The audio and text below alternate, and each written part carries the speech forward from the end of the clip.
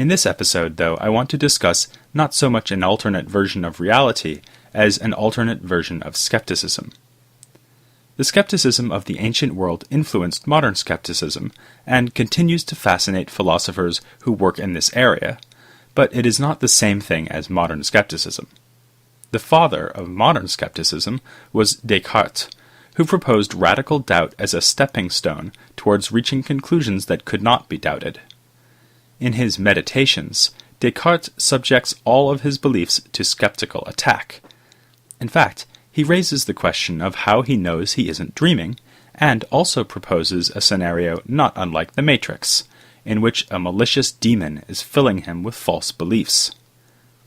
The reason Descartes does this is that he wants to see which beliefs, if any, are immune to doubt.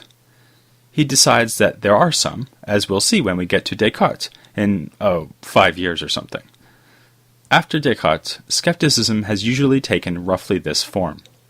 We consider beliefs of various kinds, and ask whether they can be doubted, and if so, what that means about the status of those beliefs. For instance, you may be listening to this while cooking dinner or jogging, and you may think you know you're cooking dinner or jogging. But in fact, you cannot know such things, since just maybe you are in the Matrix, waiting to be freed from your confusion by Lawrence Fishburne.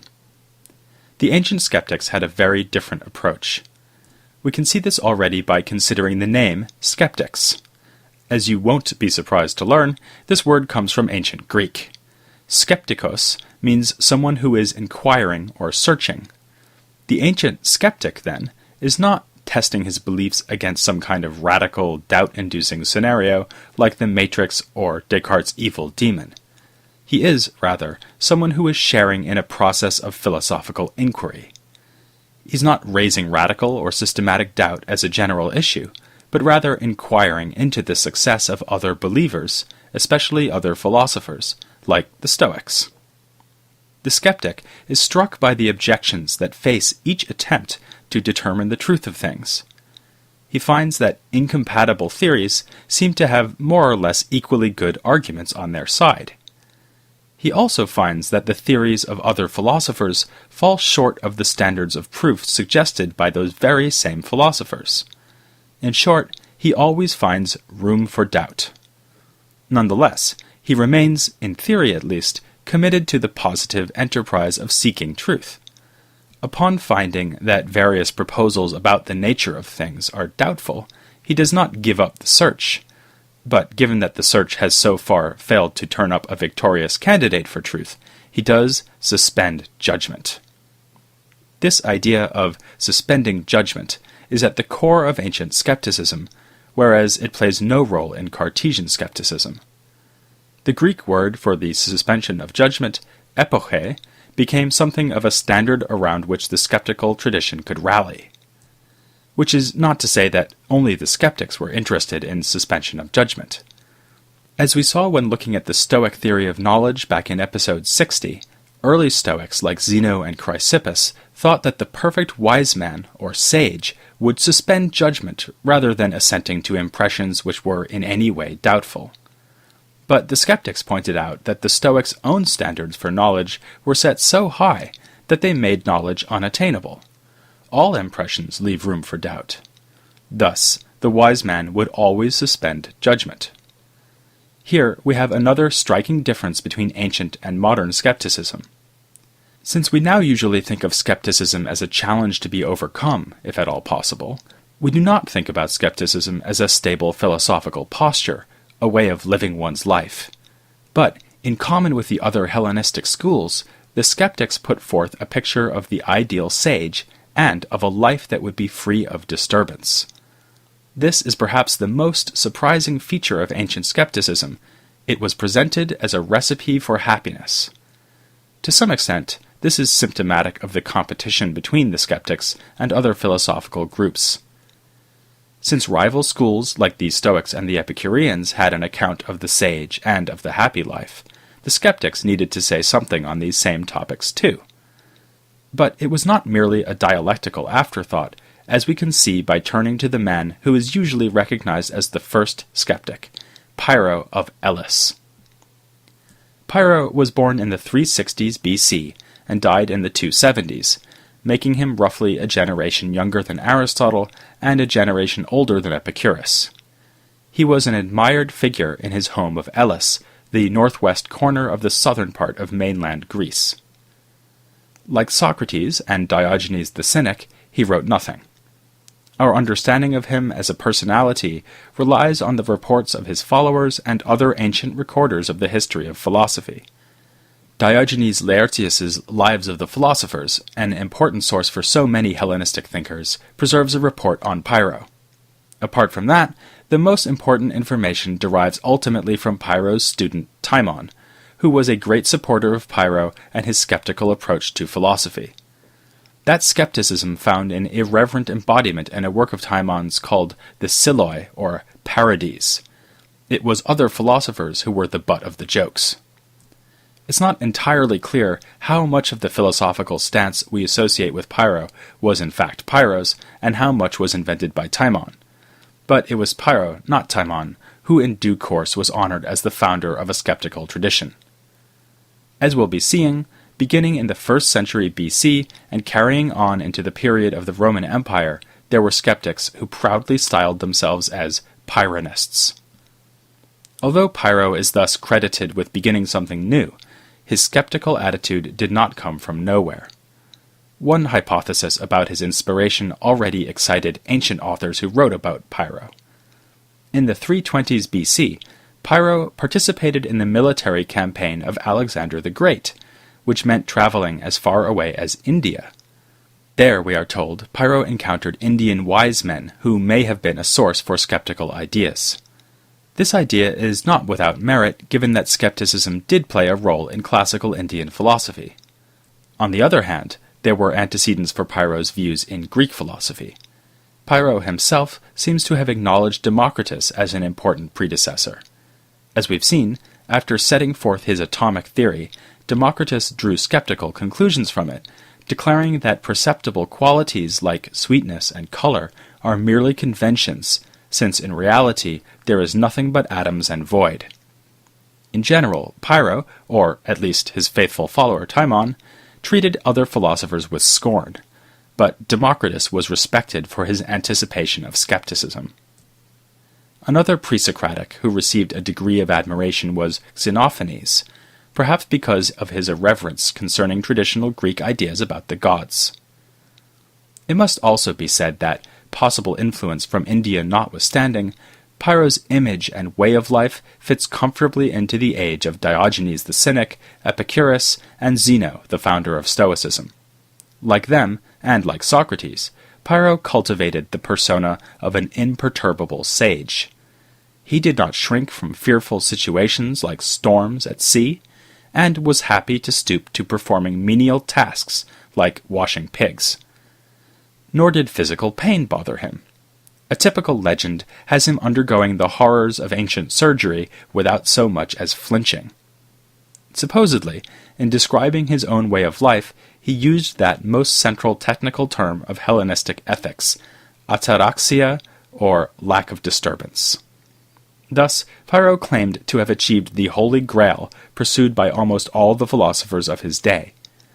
Like Diogenes the Cynic, he managed this without taking the trouble to devise a complex philosophical theory, such as Epicurus and Zeno offered. Far from it. Pyrrho's indifference to danger and pain was the supposed consequence of his lack of beliefs and commitments. Now, I know what you're thinking. Why would a life without belief be a life of calm, a life free of trouble? One might just as easily suppose it would be a life consumed with worry. If I don't have firm beliefs about the world around me, won't I face each new situation in a state of ignorance and confusion? Aren't the Stoics right to think that it is knowledge and understanding that yield confidence and serenity? Well, I tend to agree with you, but it isn't obvious that Pyrrho is wrong about this. Let's consider again those tales of Pyrrho's indifference to circumstances. For instance, his ability to undergo excruciating pain without registering any dismay would, perhaps, be explained by the fact that he does not believe pain is a bad thing.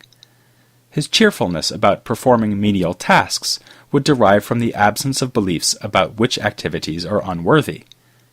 Pyrrho's life is in fact very like that of the Stoic sage.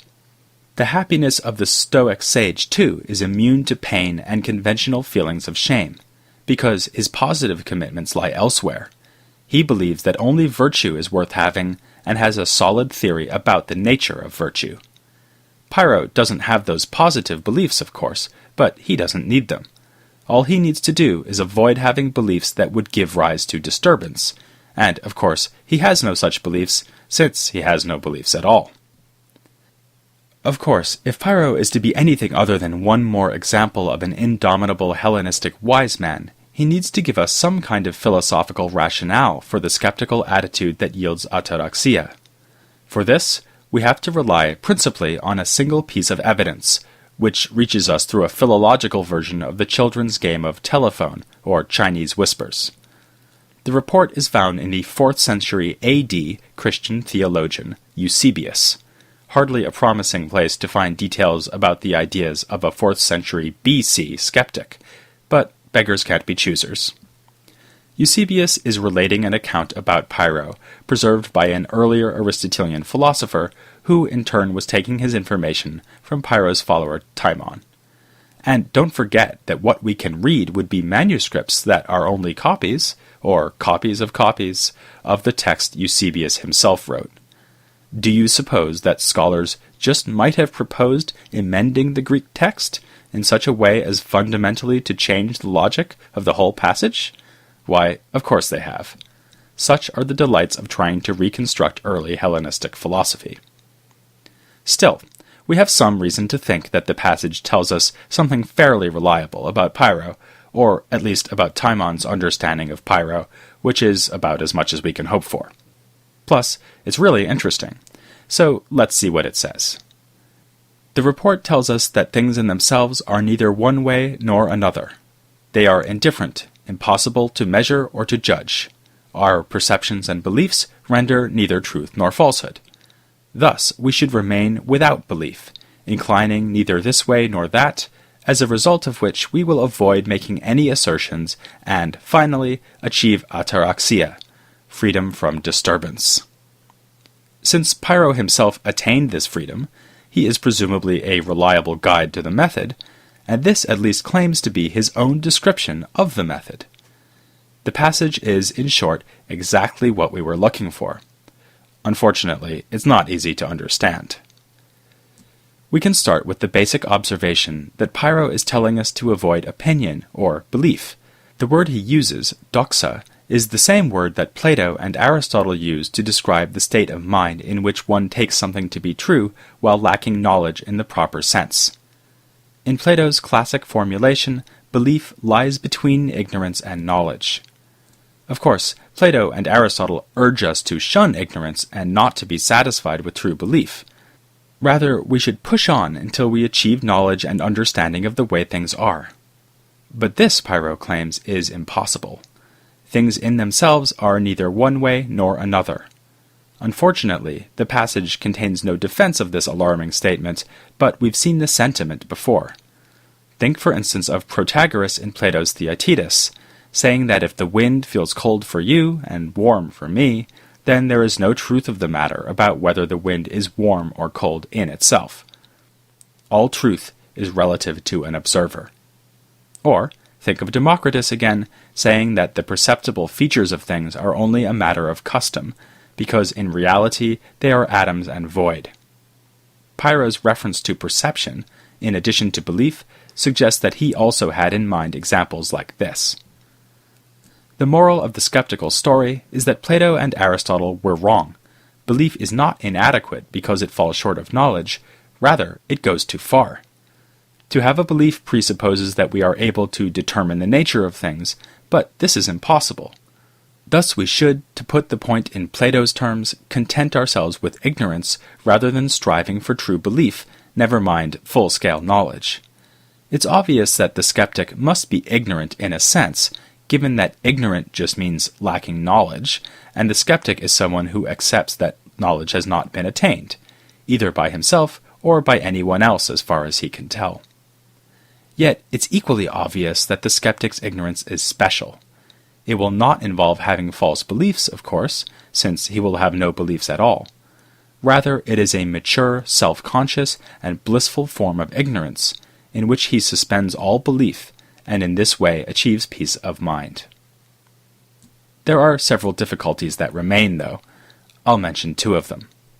The first is that Pyrrho seems in our passage to be laying down a bold philosophical thesis, namely that the natures of things cannot be determined. Now, Pyrrho isn't doubting the existence of the things around us. He apparently didn't raise Descartes-style worries about whether there is a wind. He only suggested that there is no fact of the matter about whether the wind is warm or cold. But that's not the problem. In fact, it's just another difference between ancient and modern skepticism. Ancient skeptics in general did not raise worries about whether external things are really out there. They only raised problems for attempts to determine the natures of those things. The problem is rather that, at least on the interpretation I've just given, Pyrrho asserted confidently that the natures of things are unknowable. That sounds very like a belief, or even a proposed bit of knowledge. He seems to be completely convinced that things cannot be determined, which is why we should refrain from belief. But this conviction is itself a belief. Later skeptics, as we'll see, are more careful here, and say only that they suspend judgment about whether the natures of things might be knowable. Some modern scholars, by the way, interpret the Eusebius passage in such a way that Pyrrho too avoids committing himself to the intrinsic unknowability of things. For our purposes, perhaps we should just suspend judgment about his real view. The second problem I want to mention is also one that confronted the later skeptics. We've understood Pyrrho to be saying that he can do without any beliefs at all. In fact, to be saying that his freedom from disturbance is achieved by giving up on the whole enterprise of forming beliefs. This, he has discovered, is the happy life. But not only does this life sound less than happy, it doesn't even sound possible. To give just one example, how am I supposed to avoid starving to death if I suspend judgment about which items in my environment are edible? This sort of worry infected the biographical reports about Pyrrho, so that we are told fanciful legends about his students following him around, stopping him at the last minute from walking out in front of oncoming wagons or stepping off cliffs. The idea that Pyrrho actually behaved like the cartoon character Mr. Magoo, blinded by his lack of beliefs rather than by real blindness, is clearly silly. But a serious point underlies the stories, namely that life without belief seems downright impossible, at least for humans. Perhaps Pyrrho agreed. In one anecdote, he is frightened by a dog and reacts, betraying his belief that the dog is dangerous. After regaining his composure, he remarks that it is difficult to divest oneself of one's humanity. But the evidence at our disposal concerning Pyrrho does not really allow us to say with confidence how he would have solved these problems, or indeed whether he tried to solve them. Fortunately, the skeptical tradition is only just starting. Soon enough, there will come a new group of thinkers who avoid commitment, belief, and assertion, and who respond to the two problems I've just raised. First, that skepticism is itself a kind of commitment, and second, that one cannot live without belief. These new skeptics arise within Plato's academy, of all places. One can easily imagine Plato, to say nothing of his immediate successors Speusippus and Xenocrates, spinning in their graves at the thought of their academy being run by skeptics. But the skeptics could claim Platonic legitimacy. They looked not to Democritus nor to Pyrrho. Rather, like so many other Hellenistic thinkers, their idol was Socrates. After all, Socrates did claim to know only that he knew nothing. The skeptics of the new academy are going to wonder if they know even that much. I'm in no doubt that you'll want to join me to hear all about them, next time on the History of Philosophy Without Any Gaps.